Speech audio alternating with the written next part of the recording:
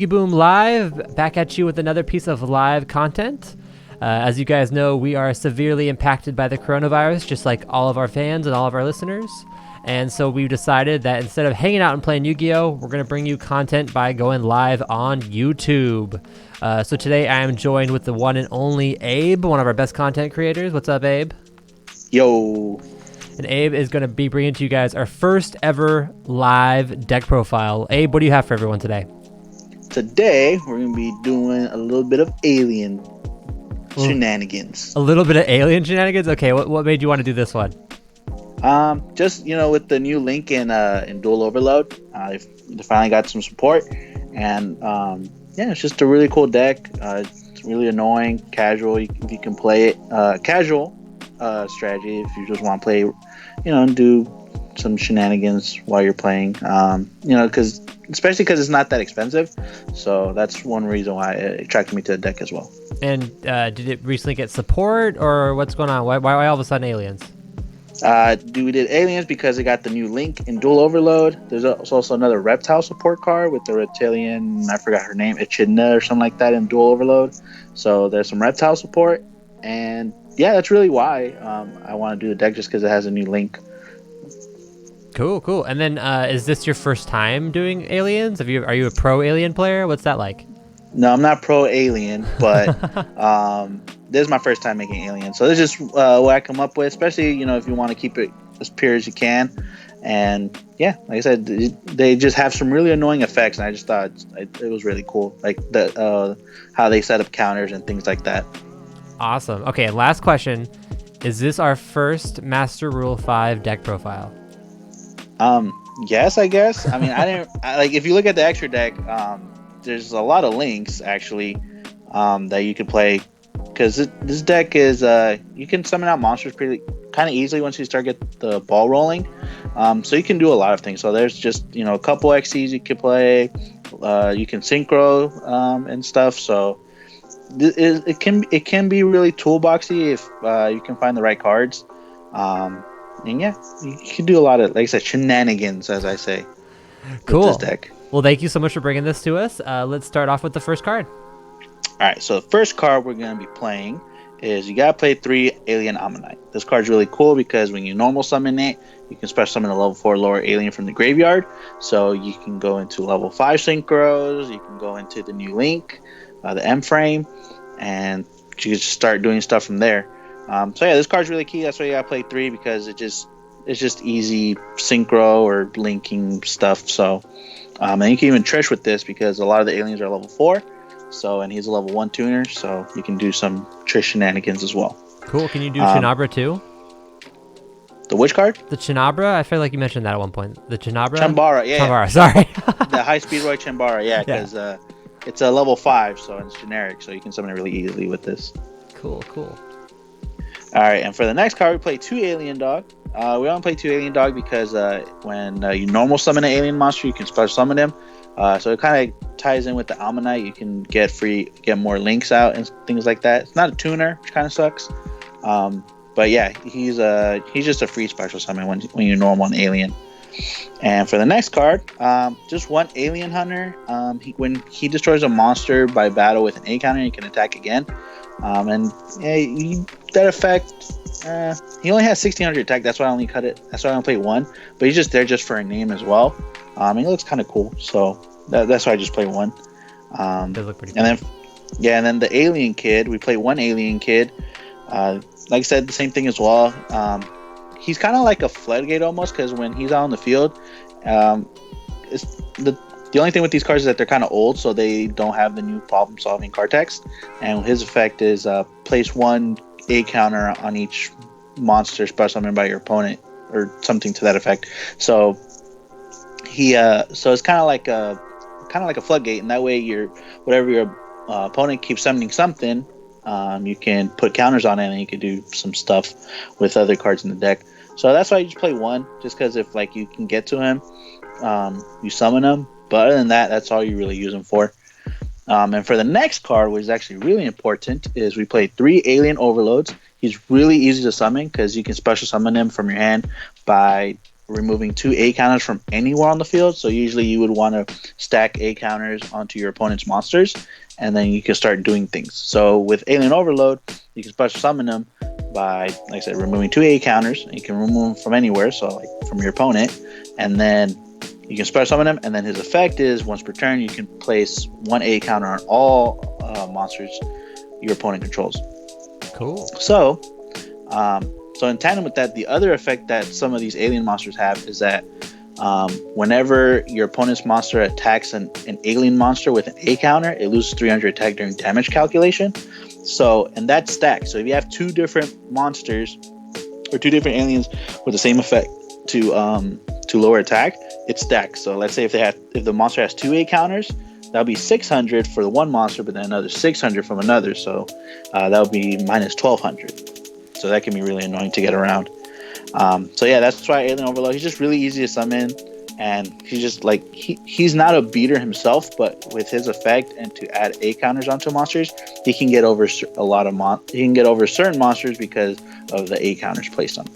Cool. And just be clear, is it Overload or Overlord? Because I'm saying Overlord on my end. Okay, Overlord, whatever. I don't know. Well, if people are looking it up, they might want to know. Okay, Overlord. It's Overlord. Okay. But for the next card, we play 2 Alien Telepath. He's kind of like your MST for the deck because you can remove an A counter and then destroy a spell and trap on the field. And you just play 2 of them just because if you can get them out, that'd be cool. And like I said, if you have A counters, you can just start popping. You can pop things. And for the next card, we play 3 Alien Warrior. The reason why you play 3 of Alien Warrior is, 1, he's a beater. He's 1800.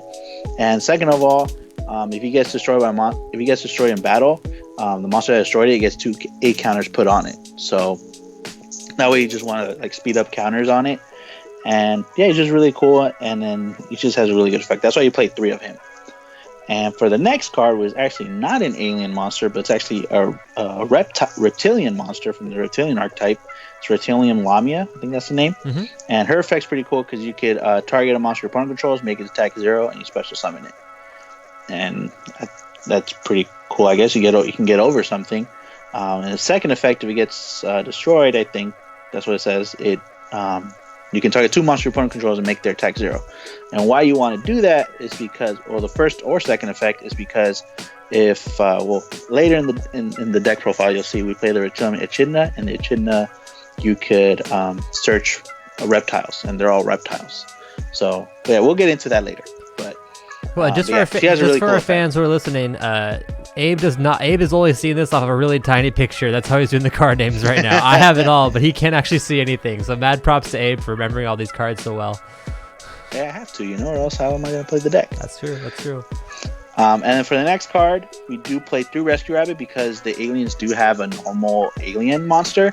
And it's just really good just to go into the end frame really easily. You can just banish it, summon 2 from the deck. And so that's why you just play 3 Rescue Rabbit, because you just want to see it just to get that link out there.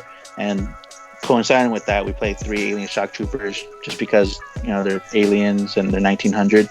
And even if you do draw them, you could always... 1 second, we got timed out due to inactivity on Dueling Book. Oh, no. Quick pause for our listeners. Apologies. No. Dueling Book, why do you do this to us? We're on live, too. It's cool, though. They can all see the cool Dueling Book intro real quick. And this is funny because we have 4 listeners right now. So hey, if you guys are listening, give us a shout out in the chat. Sorry about this quick little issue. We'll have it here in a second. No, we don't want mermaids. We want alien. And the last guy we were on was they're going to see what other profiles we'll be doing. A little sneak peek, yeah. Apologies, guys. All right, let's go in. We're on Alien Shock Trooper. That's what we're on right now. Yeah, so the Alien Shock Trooper, like I said, you play 3 of, and even if you do end up drawing into the vanilla Alien Shock Trooper, you can always use it for discard fodder for the M frame, because then you discard it, and then the level of that monster, you can distribute A counters on it as you wish, as it says on the card. So it's a level 4, so you can put 4 A counters on one monster, or you can spread it evenly towards however many monsters your opponent has. So it's just there. Like I said, just a beater and things. But now we go on to the spells. You got to play 3 A cell recombination device. That card is hella good. It's a quick play, and what it does is when you activate it, you target a face-up monster your opponent controls, or I don't know if it's opponent controls or on the field. I forget. On the field. It's on the field. On the field. Okay, so that's even more broken. You could put 8 counters on it, depending on the level of the monster. So obviously you can send like, shock trooper if you like. If like, let's say you already if you dead drew the rescue rabbit or whatever, or like one of the other alien monsters, and then you could put 8 counters on it. And then the second effect is during the main phase, but not the turn it was sent to the graveyard. You can banish it and you add an alien monster, so it automatically replaces itself. So you could, like, if you have this and like Alien Overlord in your hand, you can easily get him out. You send the alien monster, you remove 2 counters, and then you summon him. So this card is really good, and it has good utility because it's a quick play. So you could always set it, and then let's say if your opponent wants to attack you, like over your Overlord, and then depending on the attack, obviously you can flip it, send an alien, and depending on how many counters it has, you can put more counters on it, and then it could maybe die from the Overlord. So that's pretty cool. And then for the next card, you play A-Cell Scatter Burst. I think that's the name. Yeah. So you just you destroy an alien monster control, but then you distribute 8 counters depending on its level to a monster. So that's, like I said, this deck you just want to get the 8 counters out there, because then afterwards if let's say your opponent has like is sitting on like a big beefy monster, you can at least get it down really easily with this card. So that's why you play this card, because you just want to distribute 8 counters and you can just start doing some shenanigans. It's a quick play too. That's pretty neat. Yeah, so you can use it like whenever, kind of like the A-Cell recombination device. So you can use it offensively or defensively as well.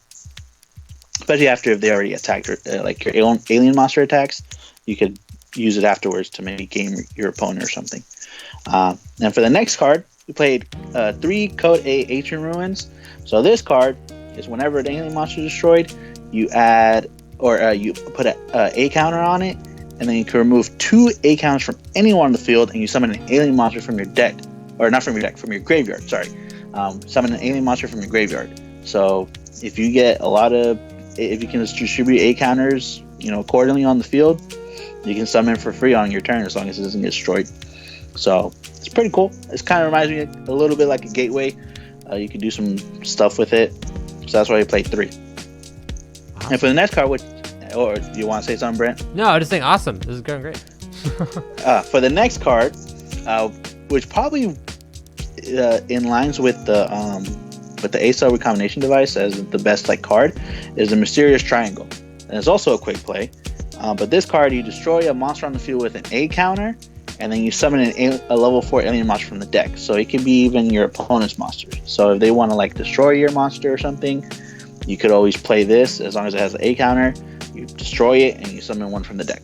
So this card's really good as well. But for the next card, we played 2 Twin Twisters. In this build, I would say you want to go second because you want the extra draw, and sometimes you do brick with the opening hand, so that's why I would recommend going second with this deck.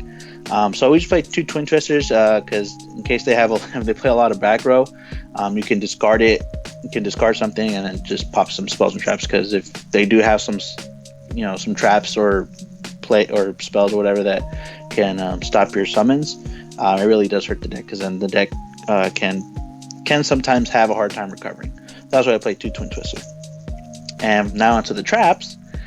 We have played 2 Snake Whistle. So this is also let's say if they do end up destroying your alien monster, you can use this. You can it replaces itself from the deck.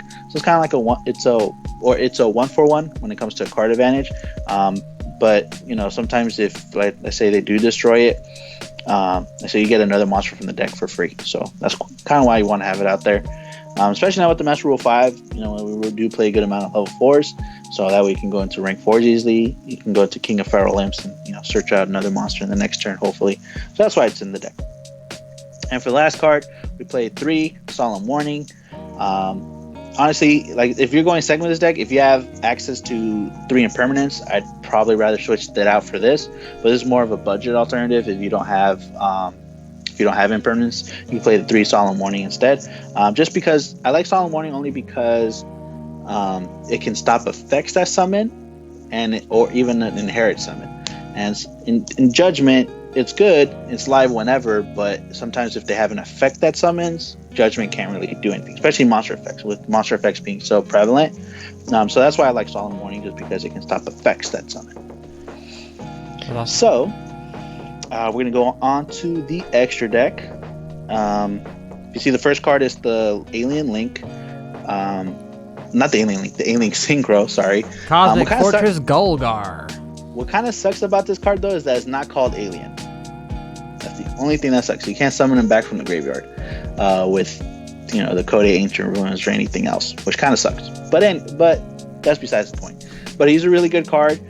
You can return any face-up spells and traps on the field to the hand, and then you could distribute 8 counters to monsters on the field, if I'm correct. But its other effect is you could remove an 8 counter. Once per turn, you can remove an 8 counter to destroy a spell and trap on the field. So he's just good removal. And he's 2600, so he's actually kind of beefy. So for a level 5 at least. And for the next card, we play the level 8 Draco Berserker of the Tengi. I love this card. This card's really cool because you could level 8 with this deck sometimes, especially if you go into one card I kind of left out or if you can see it in the side deck, you can also play the Cyrus Quantum Dragon, because if you have Alien Ammonite and an Overlord, you can go into a 7 real fast. And if you have like a M frame out there, they can't target your M frame for things, so it has to target the Quantum. So that's a card you could play.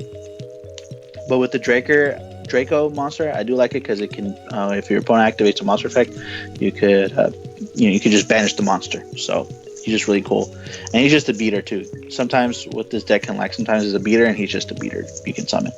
So that's why we play him. For the next card, we play Chum Bara. Like I said earlier, it's just a really easy level 5 synchro you can go to. He's probably one of the better ones because he can keep gaining attack, and yeah, and then like say you have like an alien monster with it as well that has the effect to decrease. Well, actually, never mind. It's only if it battles an alien monster. My bad. But other than that, but with Chum Bara though, he does boost himself, so that can be really cool. So that way you can get around monsters and things like that. So yeah, that's why you play him. It's just a little easy level 5. And then another synchro you play is Trish, because you can Trish really easily.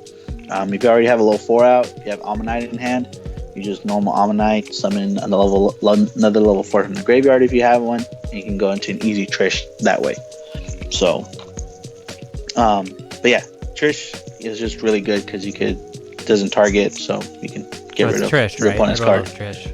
Yeah, and then now it's at 1, so obviously. And then now onto some Exceeds. One Exceed I like playing Dark Rebellion because like I said, more budget option. You could play Emerald in the extra deck or Abyss Dweller, as you see in the side. Just in case if like maybe you have nothing else, you can just summon Abyss Dweller. And then depending what you're playing, it really depends what you're playing against. That's why Dweller is really important sometimes, because a lot of decks are graveyard reliant. But I just like Dark Rebellion because let's say you can't get over that monster, you could easily summon level 4s. So that's why you just want to kind of game end. You just want to end the duel. You don't want to give your opponent another chance. So that's why he's there, just to get over big monsters. And for the next card, we play King of the Feral Imps because everything is reptile in the deck, and I love you can this search them card out. too. This card's awesome. But yeah, that's why you gotta play that card, because you can search out anything in the deck. And then onto the links, we're gonna play the new Alien Shock Trooper M frame. Like I said, his effect is you discard a monster, and then you distribute 8 counters depending on its level. And then his effect is if it gets destroyed by battle by card effect, you can summon non-link reptile monsters from your graveyard depending on how many monsters your opponent controls with 8 counters. So let's say if it gets destroyed and your opponent has two monsters with 8 counters, you could summon two reptiles from the graveyard. And most of them are alien, so yeah, you can summon those. And then for the next link, we play 3 Draco Master of Tengi. So he's really the only reason I summon him is you want him in the extra deck is because he is a link 3, so you can link up really easily. But also his effect is with non-effect monsters, and we do play some the regular Alien Shock Trooper, the vanilla one. So if you do have one in your grave and he's your only link monster out, you can destroy at least a card on the field. So he's just really good removal, and he can be destroyed by battle with an effect monster. So he's just really annoying to get around. So that's why you play him in the extra deck. And just to be clear, you don't have 3 copies of this. He's the Link 3. That's what you said, right? Yeah, he's a Link 3, and then you run 3 copies of the vanilla Shock Trooper. Got it. So, you at least get 1 pop, is what I'm trying to say. Yeah, I'm playing dumb. I'm sorry, I don't know this deck. It's all right. It's an old deck. But yeah, and then onto the other links, we play some generic stuff. You want to play a Cerberus or a Phoenix, Cerberus and Phoenix, just for easy destruction, or just to even use as link fodder. Even if you can't resolve its effect, you can at least go up into things, and that way you don't waste other links. And then for the next one, you play Link Karibo, just because there are those times where, like, let's say you do summon Alien Ammonite and your opponent stops it. You don't want the Ammonite to just sit out there, so you could just at least summon Link Karibo, just so you have some kind of defense with it. Or if not, you could always trade out for an Omraj if you really like. Or even if you don't want to play that, you could always play IP Masquerena or Needle Fiber, just because it's a tuner, so you can summon it out. But I mean, Alien Ammonite's the only tuner in the deck. Or actually, no, the Lamia I think is a tuner. Right? Lamia, that's the reptilian Lamia. Oh, yes, she is a tuner. Good call. Okay, so she is a level 2, so you can summon her if you like as well, just for shenanigans. So you can play that as well. You can play those 2 links as well, IP or Needle Fiber, just to either link up or just to summon some easy synchros. Yeah, and I can see here you've got your side. Your side deck isn't a real side deck here. These are the cards you're referring to throughout the duel, right? So we've got, like you mentioned, Infinite Impermanence earlier. You mentioned the Cyberus Quantum Dragon. So for our listeners and our watchers, make sure you check out this for some alternative cards you can play in the deck. Exactly. And for the next card, the next link we play is the Reptilian Echidna. Like I was saying earlier, she can combo really well with the Lamia, because if you, let's say, you summon it, and it's a special summon, so you still have your normal summon, and then if you can go into another link, or if you can get another monster on the field, you can link into her, and then you can add reptile monsters from your deck to your hand, depending on the number of monsters your opponent controls with 0 attack. So if you at least have 1, you can at least search 1. But let's say if the Lamia gets destroyed and it just targets 2 monsters on the field, make them 0, and then on your next turn, as long as those monsters are still on the field, you can at least search 2 reptile monsters. So that's why she synergizes well with this deck, and she's a reptile, so that's why. And then for the last link 4, we do play the Unchained Abomination. Just an annoying link 4 to summon if you can, so if you have Tangy out there and then you summon another alien afterwards, you can always go into him, because whenever, let's say if your opponent starts popping stuff, well, it's like, okay, you're gonna pop my stuff, well, with Abomination I'm gonna pop your stuff as well, because you don't want your opponent to out resource you, or start popping one by one your cards. So that's why you play him, just because he's annoying. You can always play Borreload if you like, but I think he's a little hard to summon sometimes, so that's why I just picked the Abomination, because you can link up really easily if you have the Draco Master the Tangy out, because you just need 2 monsters. But yeah, that's really it for the deck profile. And there's some other cards maybe I didn't mention. There's the Offerings to the Snake Deity. That's kind of like a Icarus attack for the reptiles, because you target 1 card they control, or 1 reptile monster you control, and target 2 of their cards. You can get to destroy them all. So that's kind of what it's there for if you want to play that. And then also there's the Planet Pollutant Virus. This is just more of like a really sacky card. Like you could just get rid of your opponent's stuff, and that's it's there if you want to play it. It's not in the deck. Sometimes it can be hard to pull off, but it's just there if you really want to be sacky with it. Cool. That's awesome, man. Any last things you want to say about this deck? Anything you want to tell the fans? Maybe you'll see it in the duel. I really I've been dueling a couple people on Dueling Book with it. It works well so far, but I really want to showcase a duel. Hopefully be able to show what the alien deck could do, and also just for me, just to learn the deck more, because like I said, I've had limited time to play with it, so I just want to keep playing it, because I think they're cool, and like I said, it's just another deck you can play. Awesome, cool.